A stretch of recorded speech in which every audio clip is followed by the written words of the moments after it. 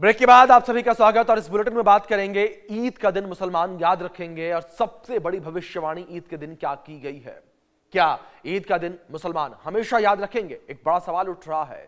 यह सवाल इसलिए उठ रहा है क्योंकि मध्य पूर्व में बढ़ते तनाव और ईरान से जुड़े युद्ध जैसे हालात दुनिया को बेचैन कर रहे हैं। जिस दिन खुशियों, इबादत और अमन का संदेश होना चाहिए, उसी समय युद्ध की आहट ने माहौल को भारी बना दिया है। सबसे बड़ी भविष्यवाणी यही है कि अगर हालात नहीं संभले तो यह टकराव बड़े क्षेत्रीय संघर्ष में बदल सकता है, जिसका असर सिर्फ एक देश तक सीमित नहीं रहेगा।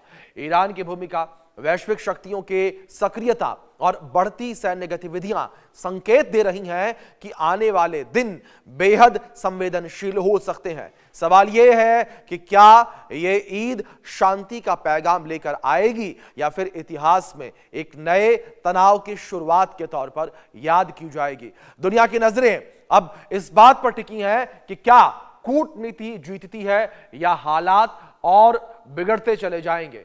इसी पर हम चर्चा करेंगे। हमारे साथ जुड़ेंगे ज्योतिषी जो बताएंगे ईरान युद्ध का भविष्य, जो ये सटीक आंकलन करेंगे कि जो ग्रहों का नक्षत्र है वो इस वक्त क्या कुछ इशारा करता हुआ नजर आ रहा है और क्या स्थितियां इस वक्त बनती नजर आ रही हैं। आचार्य चंद्रमणि शुक्ला हैं ये, और ज्योतिष उनकी भविष्यवाणी क्या कुछ कहती है वो आपको बताते हैं। ये अपडेट आप तक हम पहुंचाते हैं। आप देखिए, ईरान युद्ध में शांति की संभावना का जिक्र आचार्य चंद्रमणि शुक्ला के द्वारा किया गया है। ट्रंप के युद्ध से जो है संकेत निकले हैं, युद्ध से संकेत निकलते नजर आ रहे हैं। ग्रहों के योग से शुभ ऊर्जा का संचार है, ये भविष्यवाणी की गई है। साल 2026 अस्थिर, तनावपूर्ण रहने का भी जिक्र यहां पर किया गया है। ईरान युद्ध में शांति की संभावना का जिक्र यहां पर किया गया, तो आप समझिए शांति की संभावना यहां बनती नजर आ रही है। ये एक राहत भरी खबर जरूर होगी जो दर्शक हम इस वक्त देख रहे होंगे, सुन रहे होंगे, उनके लिए। ग्रहों के योग से शुभ ऊर्जा का संचार यहां पर बनता हुआ नजर आ रहा है। तो यहां पर यह भविष्यवाणी जो है वो ज्योतिष के द्वारा की गई है, ग्रहों की चाल को देखते हुए, नक्षत्र को देखते हुए। और इस बीच आचार्य रजनीकांत जो हैं उनकी भविष्यवाणी क्या कुछ निकलकर सामने आई है वो भी आपको हम बताते हैं। आप देखिए बिग वॉल पर यह भविष्यवाणी भी देखिए। ये भविष्यवाणी है ग्रहों की बदलती चाल से महायुद्ध की आशंका का जिक्र आचार्य रजनीकांत के द्वारा किया गया। ग्रहों की चाल से खौफनाक मिसाइल हमलों का खतरा बनता नजर आ रहा है, यानी कि युद्ध एक नए स्तर पर पहुंचता नजर आएगा। ग्रहों को योग से कुछ बड़ा हो सकता है, यह भी दावा किया गया। अस्थिरता और तनावपूर्ण हालात बने रहेंगे, यह कहा गया। ग्रहों की बदलती चाल से महायुद्ध की आशंका बनती हुई नजर आ रही है। ये ज्योतिष आचार्य रजनीकांत, उनके द्वारा ये भविष्यवाणी की गई है कि युद्ध जो है वो और भी जो है तेज होता हुआ नजर आने वाला है। और इसी विषय पर बातचीत करने के लिए हमारे साथ दोनों ज्योतिषी जुड़ गए हैं। हमारे साथ आचार्य चंद्रमणि जी और आचार्य रजनीकांत जी जुड़े हैं। आप दोनों मेहमानों का सबसे पहले तो बहुत स्वागत है।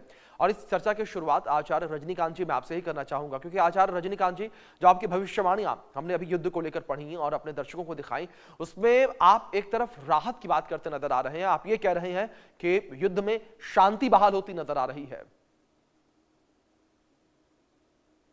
को हनुमान जन्मोत्सव है, उस दिन से अंगारक योग समाप्त हो जाएगा जो ब्रह्मांड में लगी हुई है, जिसमें पेट्रो प्रोडक्ट है, गैस का ऊपर जो मारामारी है उसमें कुछ राहत मिलेगी। और जो मतभेद योग है, क्लेश योग है, विद्रोह योग है, वो जाके 14 अप्रैल के बाद शुरू हो रही है कम होना। लेकिन लड़ाई थमेगी नहीं, लड़ाई ये नवंबर तक जाएगी। इसमें सबसे ज्यादा मुस्लिम कंट्री को नुकसान देखने को मिला है इराक वगैरह में और ईरान में, और इसको खाड़ी देशों की तरफ ज्यादा नुकसान की संभावना ज्यादा है। पर डे समझ लीजिए कि 300 से 400 आदमी के मारे जाने की पूरी आशंका देखती है। इसी पर प्रकृति भी अपनी तांडव नृत्य करेगी। कई जगह लैंडस्लाइड हो गए, कई जगह आकाशीय ऊपर से उल्का पिंड जैसी चीजें आएंगी, धरती का फटना, ये सारी घटनाएं होगी। और कहीं से भी सुलझने की नहीं है। प्लेन क्रैश होने की भी संभावना है 16 जून से 16 जुलाई के बीच में। राजनेता का भी खतरा है, जो प्लेन में बैठेंगे उनके लिए भी है। और उत्तराखंड, जम्मू कश्मीर और हिमाचल प्रदेश में भी बादल फटने की घटना ज्यादा दिख रही है। भारत में भी भूकंप का चांस है। ये है सितंबर, मिडिल सितंबर से मिडिल अक्टूबर के बीच में। ये इस तरह की स्थिति बहुत भयानक बनी हुई है, क्योंकि बृहस्पति ग्रह अतिचारी के है। और 19 मार्च से संवत्सर जो है ये रौद्र रूप में है। इसका नाम ही रौद्र संवत्सर रखा गया है। एक साल में एक पक्ष में दो ग्रहण पड़ जाता है तो महाविध्वंसक की स्थिति बनी है। और सूर्य शनि अब पंचग्रही योग का बना एक बहुत बड़ी विनाश की तरफ लेके जा रहा है। अंगारक दोष है, मतभेद योग है। इसमें सत्ता परिवर्तन के भी चांस बनेंगे। समझौता होने के आसार बहुत कम नजर आ रहे हैं। ये स्थिति बनी हुई है जी। जी आचार्य चंद्रमणि जी, मैं आपका रुख करूंगा और आपसे मैं समझना चाहूंगा कि किस तरीके से आपने यहां पर यह जिक्र किया कि ये युद्ध एक नए आयाम पर पहुंचता नजर आएगा और शांति स्थापित होती नजर नहीं आ रही है। ग्रहों की चाल किस तरीके से इशारा कर रही है ये? सभी को राधे राधे और सभी को नववर्ष की हार्दिक शुभकामनाएं। हमारा हिंदू नववर्ष की संवत्सर है और इस संवत्सर के प्रथम ही देखो पंचकों में एक तो नव संवत्सर प्रारंभ हुआ, दूसरा जो तिथि है, पहली तिथि प्रतिपदा तिथि से हमारा नव वर्ष प्रारंभ होता है, उसका भी क्षय है। अर्थात जो संयोग इस बार बने हैं ग्रह वर्ष प्रारंभ होने में, वो थोड़ा से अच्छे नहीं है। और इस वजह से अगर देखा जाए तो ये युद्ध विराम थोड़ा सा अभी समय लगेगा इसमें, युद्ध विराम में। और ये जो संवत्सर प्रारंभ हुआ है थोड़ा सा विनाशकारक है। कारण क्या है? इसमें जो ग्रहों के योग बने हैं, मंगल और राहु की युति, बुध की युति, सूर्य शनि की साथ में युति, ये सारी चीजें थोड़ा सा अगर देखा जाए तो जो है खतरनाक वाली स्थिति है। परंतु इसमें एक जो सबसे अच्छा पॉइंट है, इस वर्ष के जो राजा हैं बृहस्पति हैं। बृहस्पति आने वाले समय में 2 जून को उच्च को आएंगे, तो उच्च को आने से थोड़ा सा प्रभाव युद्ध में पड़ेगा कि युद्ध रुक सकता है, किसी नेता का हस्तक्षेप हो सकता है। परंतु अब इसके पहले देखे जाए 2 जून से पहले की जो स्थितियां हैं वो अभी युद्ध को समाप्त होते नहीं दिखाई पड़ रही हैं। अच्छा, एक और संयोग देखा जाए इसी नववर्ष के प्रारंभ होते ही, इसमें आदित्य गच्छति ग्रहे पृष्ठे भवति भूसुता न पहंति प्रजा कष्टा सर्वसस्यो समार्घता। अर्थात जो है मंगल के आगे आगे जब सूर्य चलते हैं तब पर भी जो है युद्ध की स्थितियां भयावह होती हैं। अब इस समय मंगल के आगे आगे सूर्य चल रहे हैं। किसी देश, इसमें क्या होगा, इसका फल क्या है कि किसी देश के राष्ट्र अध्यक्ष का असमय निधन शोक का कारण बनेगा। ये एक चीज पहले हो भी चुकी है। दूसरा, अंतरराष्ट्रीय जगत में भारत के हस्तक्षेप की शांति संभावना बनेगी। मैं आपको पहले कह रहा हूँ, क्योंकि भारत की कुंडली ऐसी दिखाई पड़ रही है जो शांति वार्ता में आगे हस्तक्षेप करेगा जी। और जनता में नाना प्रकार के रोग शोक संताप की वृद्धि भी होगी कि जैसा जो ग्रहों की योग चल रहे हैं, तोड़ फोड़, दंगे, हड़ताल, त्रस्तता होती रहेगी। यातायात में व्यवधान, किसी भ्रष्ट अधिकारी या नेता की जेल यात्रा भी संभव है। प्रांतीय सरकार पे संकट के बादल भी मंडराएंगे। नेताओं का दल बदल ये भी होगा। इस प्रकार के जो आसार हैं वो 2 जून तक अभी थोड़ा सा रुकते हुए नहीं दिखाई पड़ रहे हैं। परंतु 2 जून के बाद जब बृहस्पति उच्च के आएंगे तो कहीं ना कहीं शांति वार्ता संभव हो सकती है।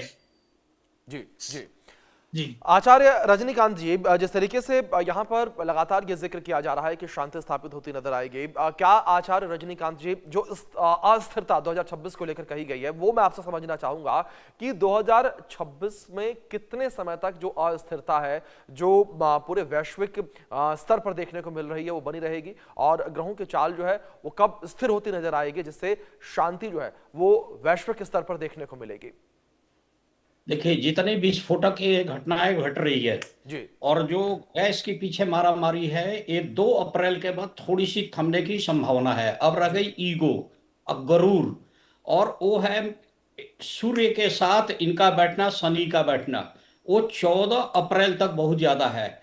उसके बाद चूंकि सूर्य जो है उच्च राशि में प्रवेश कर जाएंगे और मंगल उसके साथ रहेंगे पीछे पीछे, तो जो स्थिति होती है वो भयावह स्थिति होती है, और ये लड़ाई थमके इस तरह से स्थिति पूरे विश्व की आपको जाएगी नवंबर तक, लेकिन धीरे धीरे एक कम होती जाएगी। इसमें सबसे ज्यादा गल्फ कंट्री को नुकसान होने की संभावना ज्यादा दिख रही है, जी और इसकी महंगाई का जो दबाव होगा, चाहे और कई चीजों की, तो पूरे विश्व पे है। देखिए, विश्व युद्ध तो नहीं होगा, लेकिन उससे कम नहीं रहेगा ये लड़ाई। इसमें प्राकृतिक प्रकोप ऐसा है कि भारत से लेके कई देशों में भूकंप का भी कहर आएगा, लैंडस्लाइड की भी बातें मैंने बताई है कि ये चीज होगा, राजनेता भी मारे जाएंगे, प्लेन क्रैश करने की बात भी बताई थी।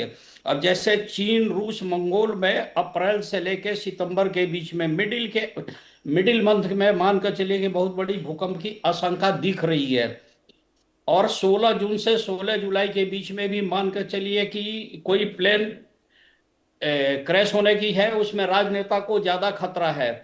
इसके अलावा अप्रैल 26 से लेके और मिडिल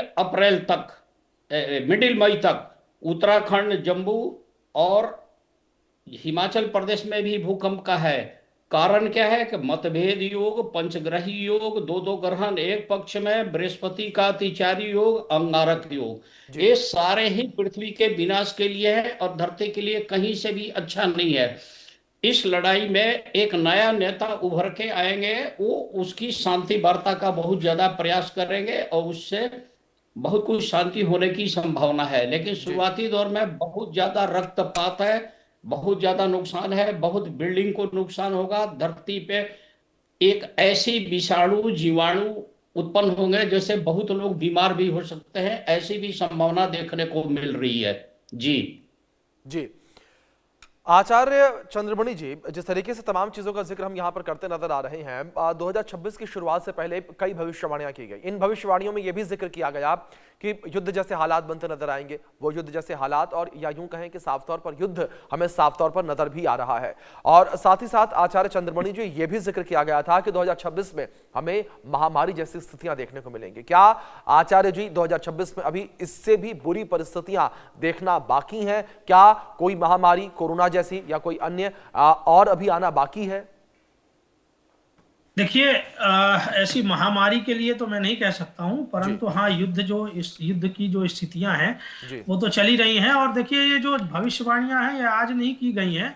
हमारा पंचांग, आपको बताएं, पंचांग जो है प्रारंभ हो जाता है, ये आ जाता है अक्टूबर इत्यादि में ही नया पंचांग आ जाता है। और इन नया पंचांगों में वैसे तो देखा जाए 50 वर्षीय आगे तक का पंचांग है हमारे पास। उन पंचांगों में पहले ही ये सारी चीजें भविष्यवाणी कर दी गई हैं।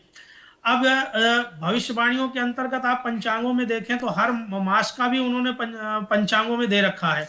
युद्ध की स्थितियां जैसी बन रही हैं, ये सारी चीजें पहले ही बता दी गई हैं। परंतु अब यहाँ पे थोड़े से मैं बात पे आ जाऊं, अगर जो आपने महामारी इत्यादि की बात कही है, उसमें महामारी इत्यादि जैसे ये बीमारियां इत्यादि, इनके प्रभाव नहीं दिख रहे हैं, क्योंकि मंगल और राहु की युति और ये सारी चीजें, मंगल युद्ध के कारक हैं, महामारी इत्यादि रोग के कारक नहीं है।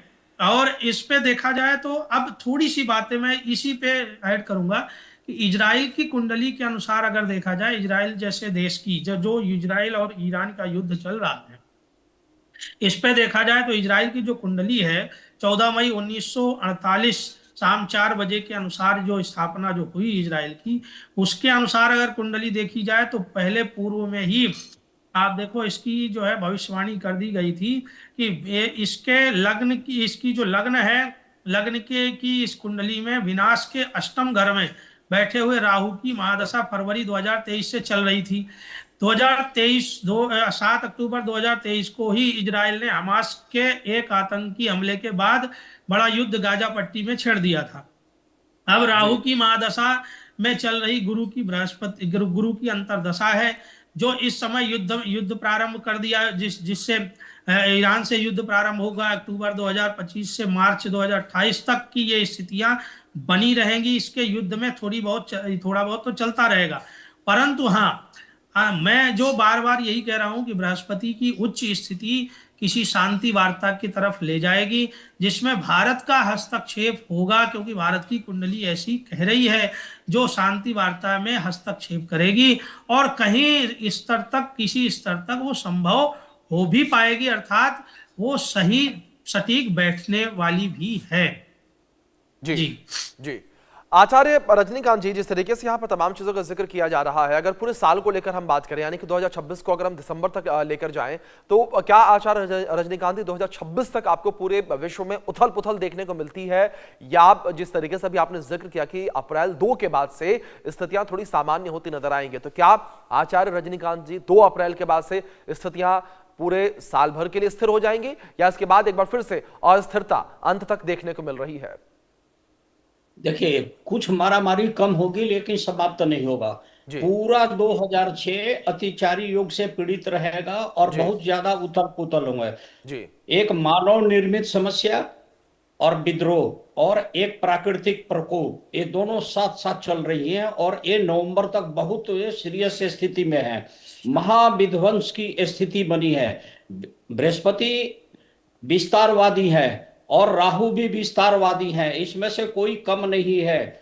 नतीजा क्या होगा कि अगर कोई जीवाणु विषाणु आएंगे तो वो भी विस्तार करेंगे। ये विद्रोह जो हुआ है पूरी कंट्री को अछूता नहीं छोड़ेगा। ये मार काट सब जगह रहेगी, महंगाई का प्रभाव सबको रहेगा, शेयर मार्केट सारे नीचे जाएंगे, सबकी स्थिति खराब है, चाहे सोना हो चांदी हो, सबकी स्थिति खराब होगी, अर्थव्यवस्था सबकी खराब होगी। पाकिस्तान जैसे कई कंट्री में इतना बड़ा विद्रोह होगा कि लोग कटोरा लेके मांगते भागेंगे और भोजन के लिए तरस जाएंगे। ऐसी भी स्थिति देखने को आई है। लेकिन मैं किसी कंट्री का नाम लेके किसी विवाद में नहीं चाहता हूं, लेकिन जो स्थितियां बन रही है वो फेवर में नहीं है। हाँ, इसमें एक चीज देखने को मिला है कि इंडिया बहुत संयम के साथ अब बहुत लंबे पीरियड तक इसको संभाल लेगा अपने आप को, और हो सकता है कि इंडिया के ही किसी नेता का हस्तक्षेप से ये शांति वार्ता की पहल हो जाए। इसकी भी संभावना 50% से अधिक देखने को मिल रही है, क्योंकि ये जो ऐसी स्थिति बनी है, हालांकि इंडिया के ऊपर भी प्राकृतिक प्रकोप है। केरल साइड में, तमिलनाडु में बाढ़ का प्रकोप भी झेलना पड़ेगा। वो भी छोटी मोटी बाढ़ नहीं, बहुत भयंकर बाढ़ की भी आशंका देखने को मिल रही है। तो स्थिति बन रही है और वो बनेगी मिडिल मई से लेके और जून लास्ट तक, ऐसी स्थिति बन रही है। तो उसको हम बोलेंगे प्राकृतिक प्रकोप। लेकिन जो ये लड़ाई चल रही है, लड़ाई नवंबर तक पूरी थमने के नाम नहीं लेगा, छुटपुट चलेगा। लेकिन अंगारा क्यों खत्म होने के बाद थोड़ी सी चांसेज में हालात में विस्फोटक स्थिति कम बनेगी, और सूर्य उच्च राशि में जब जाएंगे तब जाके थोड़ा सा और कम हो जाएगा सूर्य शनि का साथ छूटने से। क्योंकि ज्योतिष में बताई गई है सूर्य शनि एक महाविद्रोह लेके भी आते हैं। जन्म कुंडली में किसी जातक के जन्म कुंडली में भी एक साथ आ जाते हैं, तब बाप बेटे की भी लड़ाई होती है, सत्ता के साथ, राजनेता के साथ, और जो घर के मुखिया है उनके साथ पब्लिक भी बगावत करती है, जनता भी बगावत करती है। ऐसी स्थिति अमेरिका को भी झेलना पड़ेगा। अमेरिका में बहुत बड़ा विद्रोह होगा, बहुत ज्यादा इसकी समस्या आएगी सामने। जी बताएं। जी बिल्कुल, जाहिर तौर पर। दूसरी ओर चंद्रमणि जी, जिस तरीके से यहाँ पर लगातार एक अस्थिरता ये देखी जा रही है, क्या आप आचार्य चंद्रमणि जी, अगर बात भारत के परिप्रेक्ष्य में की जाए तो जो भारत की कुंडली वो क्या कुछ कहती नजर आ रही है? क्या ये अस्थिरता, क्या आप इसका प्रभाव या दुष्प्रभाव भारत पर भी पड़ता हुआ नजर आएगा? देखिए, भारत की कुंडली के अनुसार अगर देखा जाए तो भारत की कुंडली में ऐसा योग नहीं है विशेष करके कि भारत की कुंडली में कहीं युद्ध इत्यादि की स्थिति बने। परंतु हाँ, ये जो संवत्सर प्रारंभ हुआ है, संवत्सर के अनुसार अगर देखा जाए तो संवत्सर थोड़ा सा भयावह है, ये मानते हैं। क्योंकि देखिए, इस वर्ष क्या है, मैंने पहले पूर्व में भी बताया कि संवत्सर जो है रौद्र नाम का संवत्सर है, पंचकों में प्रारंभ हुआ है, तिथि का 6 है, और इस वर्ष अधिक मास भी है। अधिक मास का अर्थात जिस मास में कहते हैं जो है संक्रांति नहीं होती, वो पुरुषोत्तम मास, वो अधिक मास कहा गया है। और अधिक मास में जो है थोड़ा सा पुण्य कार्य इत्यादि वर्जित होते हैं। तो जो जितने भी संयोग हैं इस संवत्सर में थोड़ा सा बन रहे हैं, वो जो है विश्व के स्तर के लिए देखा जाए तो वो ठीक नहीं है। लेकिन भारत की कुंडली के अनुसार देखा जाए तो भारत की कुंडली ऐसी नहीं है जिसमें युद्ध के संयोग बने या भारत को जो है कोई क्षति हो। हाँ, थोड़ा सा आर्थिक रूप से परेशानी भारत के लिए है, उसको संभालने की जरूरत है। बाकी जो भारत के का राजनीतित्व है वो विश्व स्तर पर शांति प्रभाव डालने की क्षमता रखता है, और कुंडली भी ऐसी कह रही है। तो इसलिए भारत के लिए कहा जाए तो भारत के लिए ऐसा संयोग नहीं है, परंतु हाँ, हम सनातनी हैं, हम सनातनी हर व्यक्ति के लिए, हमारे यहाँ मंदिरों से भी कहा जाता है कि विश्व का कल्याण हो, सब लोग जो है शांति, हर जगह शांति स्थापित हो। तो हम लोग तो यही कहेंगे कि सर्वे भवन्तु सुखिनः, सब लोग जो है सुखी रहें, हम यही कामना करेंगे। और ये प्रभु कृपा करें, सब लोग शांति बनी रहे। भारत का नेतृत्व होकर के यदि शांति बने तो ये भारत के लिए गौरव की बात होगी। तो ग्रह तो ऐसा ही कह रहे हैं, बाकी प्रभु की इच्छा है। जी बिल्कुल, जाहिर तौर पर आचार्य चंद्रमणि जिस तरीके से आपने जिक्र किया, ये एक राहत भरी बात भी आपने कही है कि भले जो अस्थिरता वैश्विक स्तर पर देखने को मिल रही है, लेकिन इसका कोई भी असर, कोई भी प्रभाव, कोई भी दुष्प्रभाव भारत के ऊपर पड़ता हुआ नजर नहीं आ रहा है। फिलहाल बहुत शुक्रिया आप दोनों मेहमानों का जुड़ने के लिए, अपना कीमती वक्त इंडिया न्यूज के साथ साझा करने के लिए। वक्त एक छोटे से ब्रेक का, पर ब्रेक पर जाने से पहले एक